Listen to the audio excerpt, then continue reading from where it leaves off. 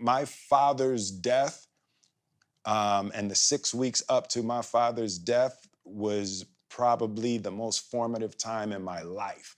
And as painful as it was and as difficult it was and all the stuff that came up during the time, it was a powerful, formative, positive experience in my life. Tell us a bit about that, if you don't mind, about Yeah. why you felt it was formative. And because I think a lot of people go through the loss of their parents, and we've talked about this, like the idea of like sometimes people regret of what they did or didn't say to their parent, Yeah. or maybe what they expected of their parent. What was it that was so powerful that allowed you to feel that way about that moment? Because I got a gift that some people don't get, and it was that the doctors told us he had 6 weeks to live, right? So, and then he lived for 4 months, right? So I got a warning. So most people don't get a warning. You just get the call one day, and you just didn't get a chance. And when I found out that he was dying, it just, by the grace of God, was in the middle of the shooting. I was doing a movie called Collateral Beauty, and it was about a guy dealing with the death of his daughter. So I was into the Tibetan book of living and dying, and reading all the, was it Elizabeth Kubler, just reading all this stuff about death. So I've been programmed for 6 months, and I had read and studied all these books about death and grief and dying, and then I get the message, and I was like, I sat down with my father, and of course I had all of my traumas and all of my issues and everything with him, but I had also I've 6 months of programming of all of the things that you're supposed to do, to prepare yourself for the death of a loved one. And so I sat with him, and we talked about everything. So I said everything that I wanted to say, and we got to those 6 weeks.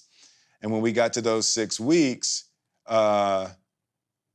we were clear.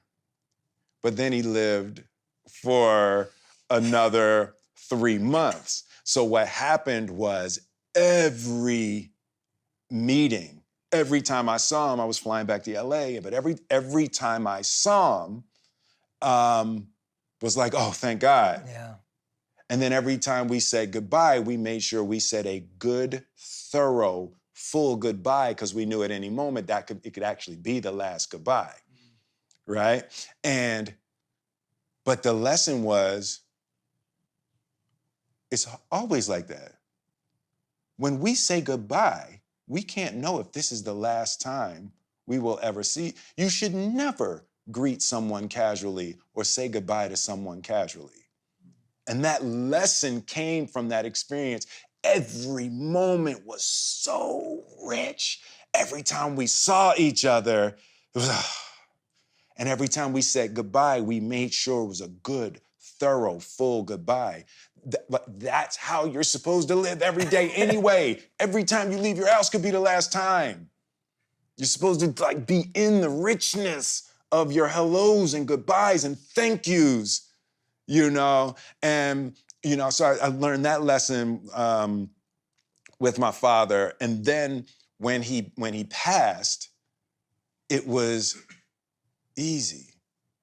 We were finished, and just the lesson of that kind of presence and that kind of attention and that kind of recognition that tomorrow's not promised, and just getting shaken out of thinking that you're going to have, tomorrow. Anybody who hasn't spoken to their parents or their brother or their cousin that they had a thing with or their ex and they don't talk anymore, call them right now.